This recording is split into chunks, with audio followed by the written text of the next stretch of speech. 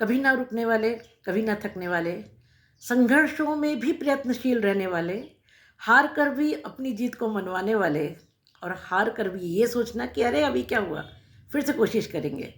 ऐसे कुंभ राशि के जातकों को मेरा प्रणाम है। आप लोगों की साढ़े सती का दूसरा चरण चल रहा है। समय डेफिनेटली बहुत संघर्षमय है, इसमें कोई शक नहीं है, मगर आप हार कहाँ मानने वाले हैं। तो प्रणाम है आपका और स्वागत है दीपा ज्योतिष में और मेरे चैनल 21st सेंचुरी मॉम में।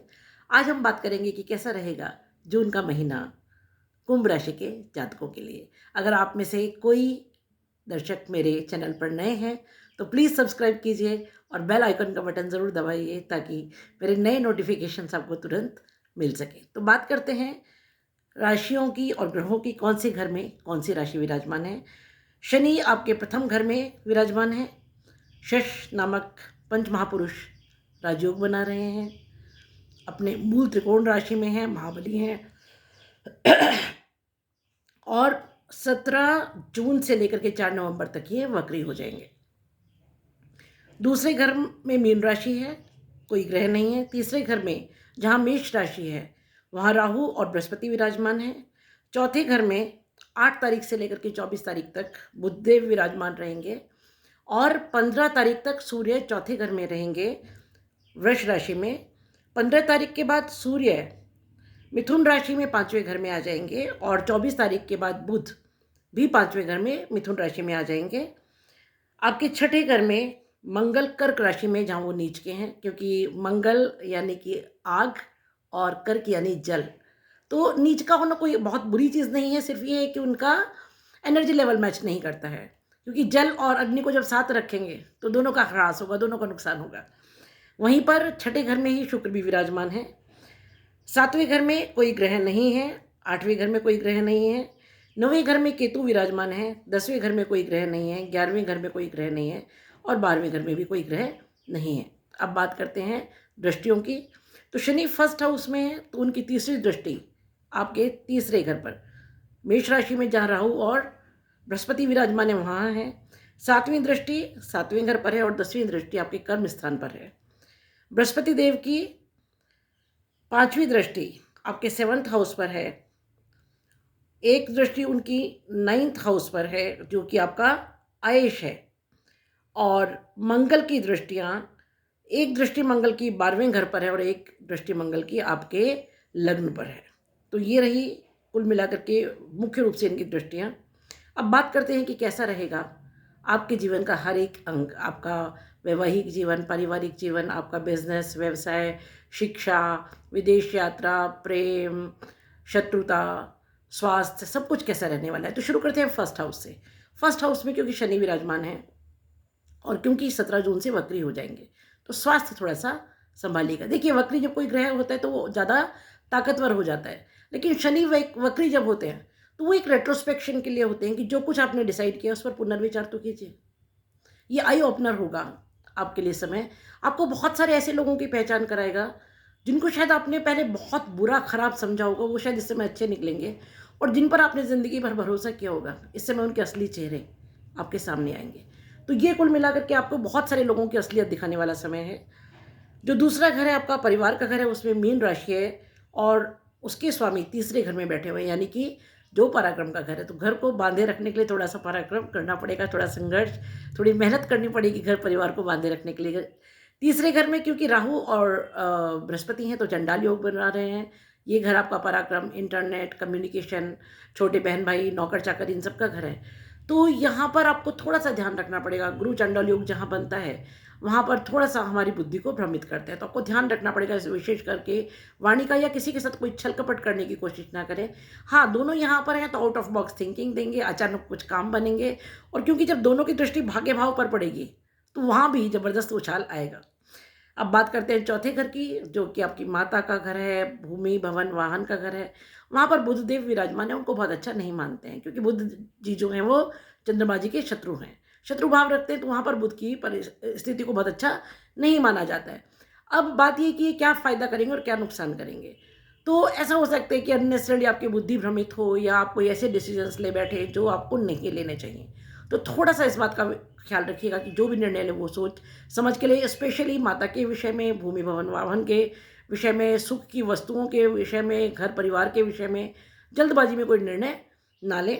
सूर्य भी क्योंकि यहाँ होंगे तो कुल मिलाकर के एक तरह से ये चीज़ अच्छी होगी कि जब बुधादित्य योग बनेगा तो कुछ डायनेमिक भी करके जाएगा।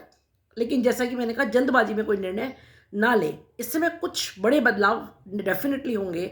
आपके भूमि भवन वाहन में होंगे, आपके माता जी के साथ होंगे, परिवार में होंगे, लेकिन उनको सोच समझ करके निर्णय लेने की आवश्यकता है। जब सूर्य और बुध 5वें घर में चले जाएंगे तो यहाँ पर बुधादित्य योग का होना बहुत अच्छा है। यहाँ पर संतान का आपको सुख होगा, संतान के साथ आपको बहुत अच्छे रिलेशंस रहेंगे। हाँ, जब सूर्य यहाँ अकेले होंगे उस समय गर्भवती स्त्रियों को थोड़ा ध्यान रखने की ज़रूरत है, और वो एक ऐसा समय हो सकता है थोड़े दिन के लिए, जब तक बुध यहाँ नहीं आ जाते हैं तब तक, कि आपको संतान के साथ भी थोड़ा सा व्यवहारिक संबंध अच्छे बना करके रखने होंगे। बाकी पंचम भाव को भी क्योंकि भाग्य भाव भी माना जाता है, हालांकि पूर्णतः नवम भाव ही भाग्य भाव है, लेकिन 5वें से 5वां नवम है ना, तो भाग्य भाव भी माना जाता है। तो यहाँ बुध और सूर्य का इकट्ठा होना उस समय भाग्य में वृद्धि करेगा। कुछ ऐसे काम जो आपके अटके पड़े हैं वो बनेंगे। देखिए, कुंभ राशि के जातक बहुत सारे हैं जो बहुत बड़े संघर्ष से गुजर रहे हैं, क्योंकि 7:30 का समय आसान समय तो नहीं होता है। अब बात यह कि इस समय में आप ग्लास को आधा भरा देखें या आधा खाली देखें, तो भलाई इसी में कि आधा भरा देखिए और ये सोचिए कि यार ये समय निकल जाएगा, कोई बात नहीं। अगर हार हो गई है तो भी हारने की ज़रूरत नहीं है, आगे बढ़ना है, फिर से ट्राई करना है, फिर से ट्राई करना है, फिर से ट्राई करना है। क्यों? क्योंकि ये समय फाउंडेशन बनाएगा बहुत लंबे आगे आने वाले समय की। बहुत सारे कुंभ राशि वाले लिखते हैं कि बहुत बुरा समय चल रहा है, लगता है ये बुरा वक्त कभी खत्म नहीं होगा। नहीं जी, खत्म होगा, डेफिनेटली खत्म होगा। बस ये है कि हिम्मत नहीं हारनी है, क्योंकि क्या होता है कि जब हम 99 तक पहुंच जाते हैं वहाँ रुक जाते हैं कि नहीं ये 100 तो कभी पूरा नहीं होगा, बस एक ही स्टेप तो और आगे बढ़ना है, बढ़िए।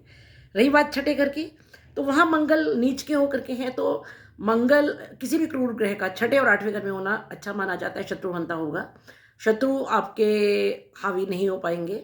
रही बात शुक्र की इस घर में होना, तो शुक्र को छठे घर में बहुत अच्छा नहीं मानते हैं।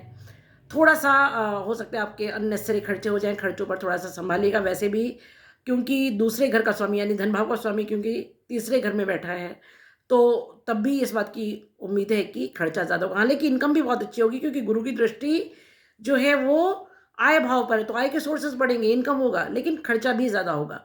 और हालांकि वो इन्वेस्टमेंट्स होंगे, कोई वेस्टेज नहीं होगा, पर फिर भी सोच समझ करके खर्च कीजिए। रही बात आपके 7वें घर की, तो क्योंकि शनि और बृहस्पति दोनों की दृष्टि है, तो आपके पार्टनर से, लाइफ पार्टनर से, पत्नी से, प्रेमी प्रेमिका से, पति से सहयोग मिलेगा। बहुत पुराने समय से जो मनमुटाव या कोई प्रॉब्लम्स चल रही होंगी वो खत्म होंगी।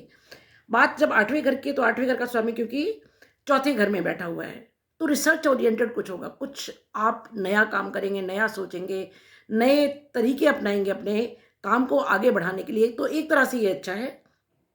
9वें घर में क्योंकि केतु विराजमान है, तो पिता के साथ थोड़े मतभेद हो सकते हैं, आप आध्यात्मिक होंगे, पूजा पाठ की तरफ मन जाएगा, लेकिन केतु क्योंकि विच्छेदात्मक ग्रह हैं, तो हो सकता है कि आपको कभी कभी ऐसा लगे कि भाग्य साथ नहीं दे रहा है, लेकिन फिर भी आगे बढ़ते जाना है। कोशिश कीजिए अपने बड़ों का सम्मान करें, माता पिता गुरु उनकी बात माने, तो ये ही केतु आपके लिए पॉजिटिव हो जाएगा। 10वें घर की जब बात करें, तो 10वें घर पर कर्म भाव पर क्योंकि शनि की दृष्टि है, जो कि राज्य का घर है, पद प्रतिष्ठा का घर है, तो इसमें शनि आपको वृद्धि डेफिनेटली करेंगे, क्योंकि ये शनि की अच्छी दृष्टि है।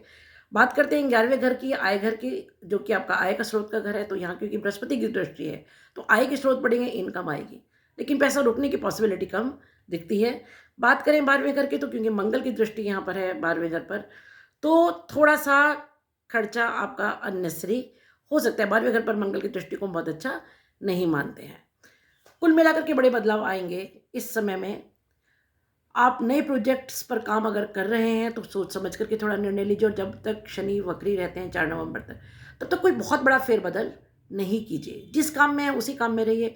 अगर आप सपोज एक पर्टिकुलर काम को पहले से लेकर के चल रहे हैं, तो एक बहुत बड़ा कोई फेरबदल इस समय नहीं कीजिए, नवंबर तक रुकिए, नवंबर के बाद आप वो फेरबदल कर सकते हैं। कुल मिलाकर के समय ठीक है, संघर्ष का है, थोड़ा सा स्ट्रगल है, लेकिन यही संघर्ष आपको आगे पहुंचाएगा, क्योंकि बढ़ते जाना है तभी तो मंजिल पर पहुंचना है। तो all the best for you June, wish you a very very happy summer vacation and all the holidays and all these days. ये वीडियो आपको कैसा लगा ज़रूर बताइए। Please like, share and subscribe if you like the video. एक ऐसे ही दूसरे video के लिए बहुत जल्दी मैं आपके सामने आऊँगी। तब तक खुश रहिए, प्रसन्न रहिए, मस्त रहिए। कल्याणम भवतु, शुभम भवतु।